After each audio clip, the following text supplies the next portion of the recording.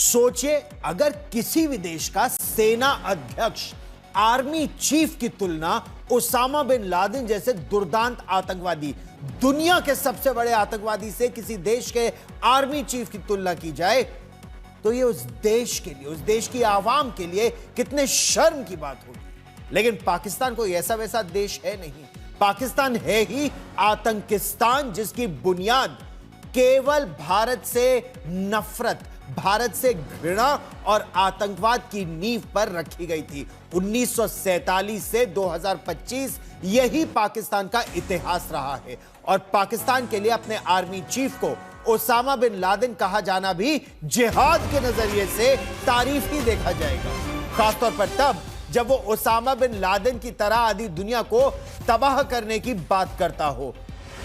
आतंकवादियों के लिए तो अगर 9/11 जब अमेरिका पर एक के बाद एक विमानों से हमला किया गया था इमारतों पर, यह अगर पाकिस्तान के लिए गर्व की बात है, तो जिहादी से जनरल की तुलना भी पाकिस्तान के लिए गर्व की बात है।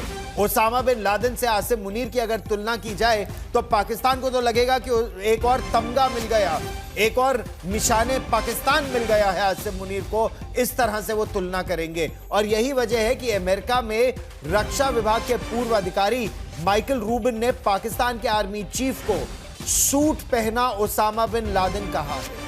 यही नहीं, उन्होंने ट्रंप प्रशासन को आसिम मुनीर की बार बार मेजबानी करने के लिए भी खरी खरी सुनाई।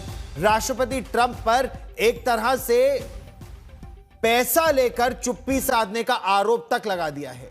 माइकल रूबिन ने कहा है कि अमेरिका की धरती से आधी दुनिया को एटम बम से उड़ा देने की धमकी देने वाले आसिम मुनीर को आधे घंटे के भीतर अमेरिका से बाहर निकाल देना चाहिए था, लेकिन ऐसा नहीं किया डोनाल्ड ट्रंप ने। आसिम मुनीर अभी भी अमेरिका में गेस्ट है, तो क्या किसी भी अधिकारी को तब तक अमेरिका का वीजा मिलना चाहिए या नहीं मिलना चाहिए जब तक वो आसिम मुनीर ने जो कहा उसके लिए माफी ना मांग ले। बहुत बड़ी बात उन्होंने कही है, सुनिए विस्तार से क्यों आसिम मुनीर पाकिस्तान की आर्मी चीफ की तुलना ओसामा बिन लादेन से की जा रही है।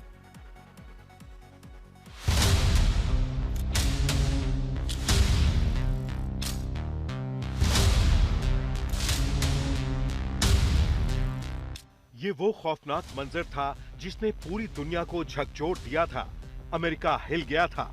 वहीं इस हमले का मास्टरमाइंड ओसामा बिन लादेन जश्न मना रहा था। 23 साल बाद उसे पाकिस्तान में पनाह देने वाली पाकिस्तानी फौज का चीफ जब अमेरिका में है, तब अमेरिका के पूर्व अधिकारी ने आसिम मुनीर को सूट वाला ओसामा बिन लादेन करार दिया है। सबसे पहले यह समझना जरूरी है कि आसिम मुनीर को सूट वाला ओसामा बिन लादेन कहने वाले माइकल रूबिन कौन हैं। तो आपको बता दें कि 11 सितंबर 2001 में न्यूयॉर्क के ट्विन टावर पर ओसामा की प्लानिंग के अनुसार जब अल-कायदा ने हमला किया, तब माइकल रूबिन बेहद अहम जिम्मेदारी संभाल रहे थे। वो पेंटागन यानी अमेरिका के रक्षा विभाग में ईरान और इराक मामलों के सलाहकार के तौर पर काम कर रहे थे।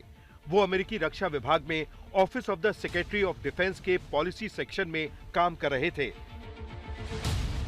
चूंकि उन्होंने 9/11 की तबाही को देखा और महसूस किया था और ओसामा की विचारधारा को करीब से समझा था, लिहाजा उन्होंने आसिम मुनीर के आधी दुनिया को परमाणु हमले से ले डूबने की धमकी को ओसामा जैसी धमकी करार देने में देर नहीं की।